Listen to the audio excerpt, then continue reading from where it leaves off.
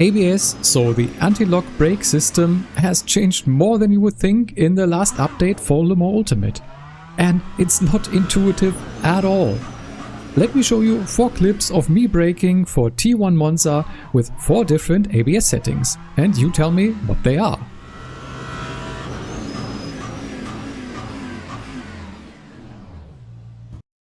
Any guesses? I mean, clearly the top right one has stopped way later than the rest, so this must be the lowest setting, right? Wrong. These are the actual values.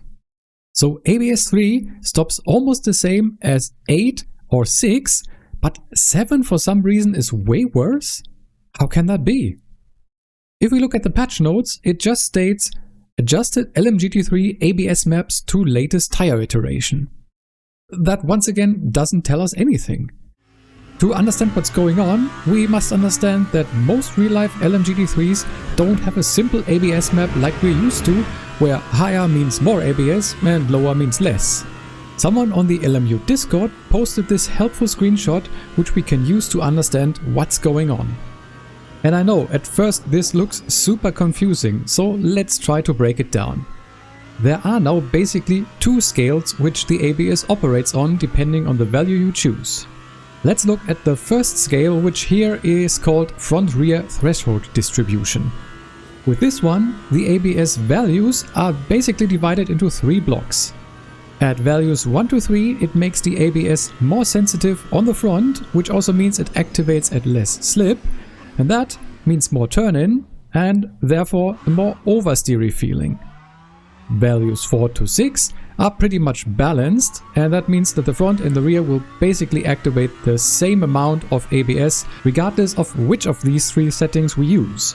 Values 7 to 9 means that the ABS is more sensitive on the rear, and that also means it activates there at less slip, and that will make the car more stable overall, but also understeery. Sound familiar? Well, then maybe you've already seen these keywords thrown around in the in-game HUD, where it states oversteer, balanced or understeer in brackets behind the ABS value that you chose, depending in which of these 3 blocks the value that you chose is in. So that's good and all, but that still doesn't explain what I showed you in the beginning, where ABS 7 performed so much worse than, for example, ABS 3. And that is because of the second scale, which is here called peak threshold. And that is a scale of 3 available values, which are all available in each of the 3 blocks of the front-rear threshold distribution. Let's take a look at the 1 to 3 block, which are the more oversteery settings. ABS 1 means late activation, more slip allowed, which will mean that the ABS will interfere less than if you take setting 2, which is medium activation, medium slip allowed. And setting 3, early activation, little slip allowed, will be even more ABS interfering, but also obviously less chance of a lockup. If we now go to the opposite end of the scale for the more understeery settings 7 to 9, you will see that you will find the same text for these 3 settings. 7, late activation, more slip allowed, 8, medium activation, medium slip allowed, 9, early activation, little slip allowed. And once again, late activation, more slip allowed means that the ABS will interfere less. So I think you can see where I'm going with this. Setting 7 was performing the worst because it actually is less ABS interfering. Compare that to setting 3, where ABS activates early and allows little slip. I will leave a link to this image in the pinned comment because I think it is important to understand, but as I said in the beginning, not very intuitive. What you need to understand is that it's not as simple anymore as saying 9 is most ABS activation, 1 is the least. It's actually that 9 is most activation, 7 is the least, but then it starts again with 6 being a lot of activation again, and going down to 4 with little activation, when going back to 3, which is once again a lot of ABS activation, and only at 1 you're at little activation again. And these 3 blocks that we can now divide the ABS into can help you fine-tune your setup by using the correct ABS setting for the behavior that you want out of your car on brakes. So no longer is brake bias the most important thing to set right if you want correct rotation when braking into a corner. Of course that will still be helpful, but having the correct ABS setting is also very important now. But to reiterate once again that going from ABS 6 up to ABS 7 is not an increase in ABS activation, have a look and a listen to these two clips, the first one at ABS 6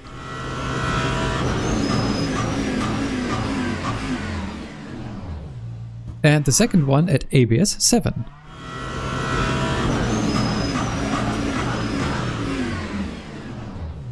Did you hear the additional tire squeal at ABS 7? So that's ABS not activating as much as with setting ABS 6, and therefore tiny lockups happen, which means that the car will slide a little bit and doesn't stop as fast. Oh, and before you say I haven't talked about ABS 0 at all, let's take a look. Yeah, ABS 0 is still ABS off, which if you just full slam the brakes means dead tires. But that's actually also something you should consider. Tire life will be affected depending on which setting of ABS you use. So really consider if it's worth for you going from, for example, 8 to 7, because that might affect tire life adversely. Let's now talk about the 3 blocks which are labeled understeer, balance and oversteer in the game, which we also saw in the table. So values 1 to 3, 4 to 6 and 7 to 9. What's the actual difference there?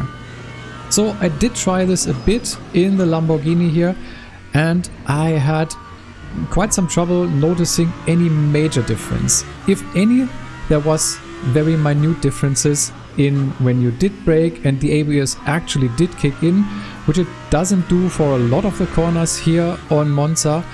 But when it does, you can, with the settings 1 to 3, feel that the car will want to rotate a little bit more than it does with 4 to 6 or even 7 to 9. But I didn't notice that big of a difference. The bigger difference was actually just which value I actually used in these blocks. Which is why I then decided to take a completely different car, the Aston Martin, which is front-engined and therefore should drive quite a lot differently. And there I could really feel the difference between the 3 blocks of ABS values. Take a look here as I brake into the last corner of Monza with ABS 3, so the block which says oversteer, and the car really wanted to rotate, even though I really didn't want it to as much in that situation.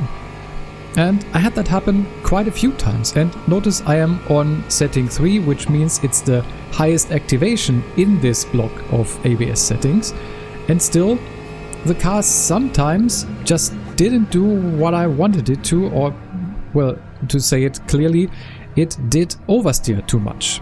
And okay, that makes sense then, because the value says oversteer. Just changing to the balance block with ABS 4, so just one value up, is a big difference in feeling already, and that's because it's the block where the ABS activates the same on the front and the rear, and that made the car feel more balanced. I could definitely feel the difference here already. And braking here for the second chicane, it's dancing around a little bit on brakes, but not a crazy amount. That was definitely way worse in the block 1 to 3, regardless of which value I used there. But still, even in this block, braking a little bit too much for the first Lesmo had me spinning out here. So at least for now, with the default setups, I, with the Aston Martin, would probably go with the 7 to 9 block, which means the understeer block. But still, be careful, I chose value 7 here and did brake normally for the first corner and completely overshot, well, because value 7 means less ABS activation and therefore less stopping power. So I would probably rather lean towards 8 or 9. Or if you wanted a little bit more rotation, you could also go for value 6. You can see me braking here for the first corner like I did before on value 7 and have no problem slowing the car down. So from that perspective, that's probably more of a value that I would be comfortable with. But still, it's in the 4 to 6 block, meaning the balanced one, so you really need to want this kind of rotation that this will induce. With the Lamborghini, on the other hand, I didn't really feel that going from the understeer to the balance to the oversteer block made that big of a difference. So here I would probably try a setting in the 4 to 6 or maybe even the 1 to 3 block, depending on the track, of course. So what's the takeaway here? Well, ABS isn't as straightforward anymore as it used to be, and while the in-game HUD does show something, it doesn't really tell you the whole story. So I hope that this video made the changes to the ABS more clear to you.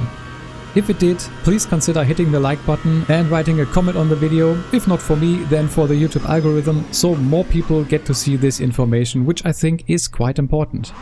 If you want to see more sim racing content, then also feel free to subscribe to the channel, that would also mean a lot to me. If you're interested in my thoughts on the new GT3 tire model, which also came with this patch, then you can check out this video, which I will link for you on screen right now. But that's it from me. I want to thank you a lot for watching. I've been HD Racing, and I will hopefully see you in the next one.